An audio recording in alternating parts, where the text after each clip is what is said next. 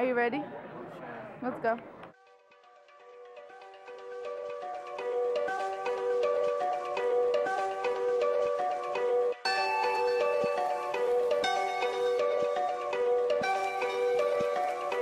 I have hiccups.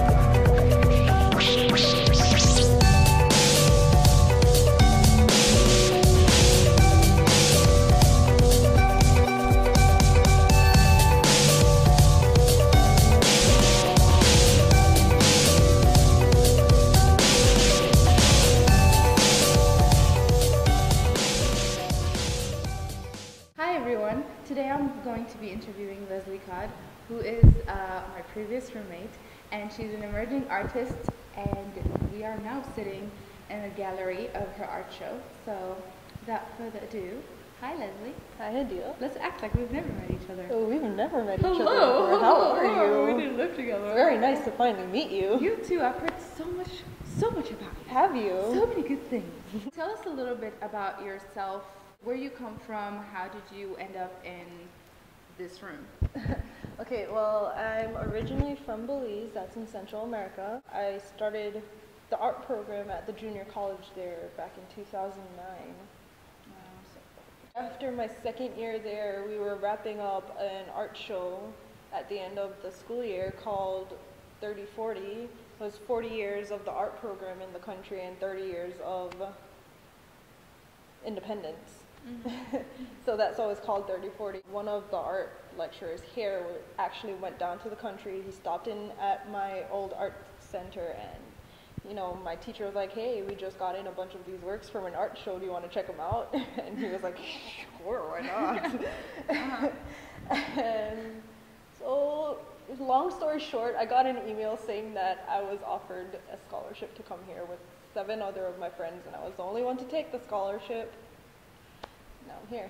From what we can see here, obviously I'm going to include some clips of your several works of art. You are using different mediums, different concepts for each, but when did you get the inspiration to actually put the show together? You don't have to give me an exact date. I guess, no, technically I'm pretty sure it started in my forensic science class. Mm-hmm. It definitely started in my forensic science class. When did you take that? 2012. Okay, so like 2 years ago. Yeah. Mm-hmm. We got to the part where they were talking about drugs and stuff, and I was so intrigued by how different drugs had different outcomes on your body, like how your eyes dilated when you took heroin, or just meth is weird. Then we got to like the chemical structures, and there's a few of those drawn on that back wall there. They're amazing. Chemical structures of anything. If I could just take a class to learn all the chemical structures, I would. I'm a little nerd like that. And that's how this entire concept on drugs and addictions came about. So, yeah. And I know that for an onlooker, whether it's someone that saw the pictures of your gallery or is going to watch this video or the video of your closing, they might get like a negative idea. They might think that you actually were a drug user or an alcohol abuser or a smoker, because you do touch on a lot of the addictions, whether it's even food. What would you say to kind of counterpart the fact that they might think you are? Technically, I think everyone's addicted to something in this show. Mm-hmm. I used to eat a lot of fast food, not anymore. I'm pretty much addicted to my phone. If you want to know, it's sitting right here by my leg. I drink a lot of coffee. Every day I have at least 1 cup of coffee. I don't do drugs. I do drink a lot of alcohol. I mean, I'm 22, which 22-year-old doesn't drink a lot of alcohol. You're the exception. I do a lot of research on the internet, and I read a lot of weird stuff about people who do drugs. So yes. It's interesting. I think it's very intriguing. It is. I mean, I myself go and Google these things at like 3 o'clock in the morning, and then I find out that I can't sleep because I freak out myself so much. But I love the fact that you also are not just touching to the obvious addictions of things that you consume. You're also talking about capitalism and how we live in such a materialistic world, and we always want things, and we'll do whatever it takes to get them. I like how you touched on that in your vision section of your art show. Yeah, that was a more recent thing when I'm finally coming to terms that I am addicted to shopping. Guilty! It's a bad addiction, but I love it. It's satisfying. It's so satisfying. I spend half my days reading fashion blogs and like reading stuff. Oh, this is on sale, maybe I should buy that. The worst mistake of my life was downloading an H&M app for my phone.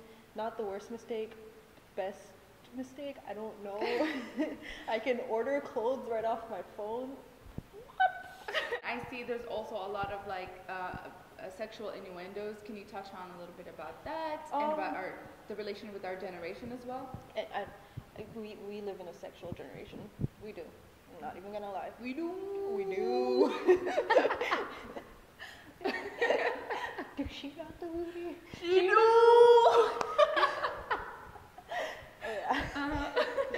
She do. She do. She do. She do. I will put a close up on that. She do. I mean, I'm pretty sure this has been going on for generations, but sex does sell, and it's still a prominent thing in advertisement. Like, gosh, look at that. These two people are almost having sex. What are they selling? Not condoms. They're selling perfume. Exactly. Or a handbag. Or a headphone. Or shoes. Shoes.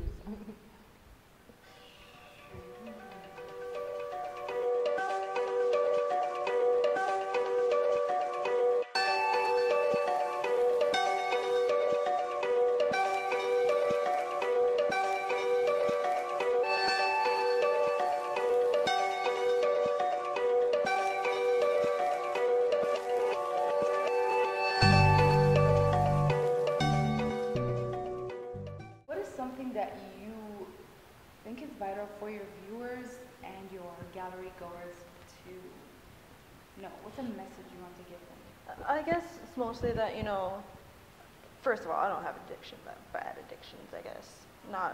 Don't think this entire show is based on me having an addiction, because it's based on everyone's addiction, because I feel like everyone is addicted to something, and maybe you will think it's a problem, maybe it's not a big problem, maybe it is a big problem, but, you know, to me, it's beautiful. After doing this entire show, I realized that addiction is a beautiful thing. And it's dirty, it's sometimes can be fatal to your health or whatever, but it's still, like,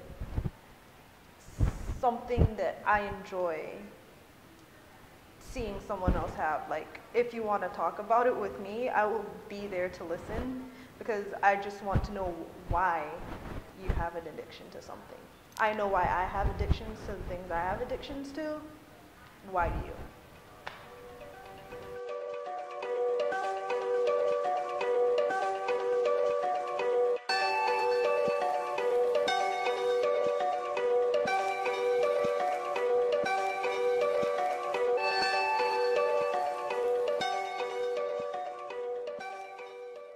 This is Lesley Codd, and you've just experienced Wasteland.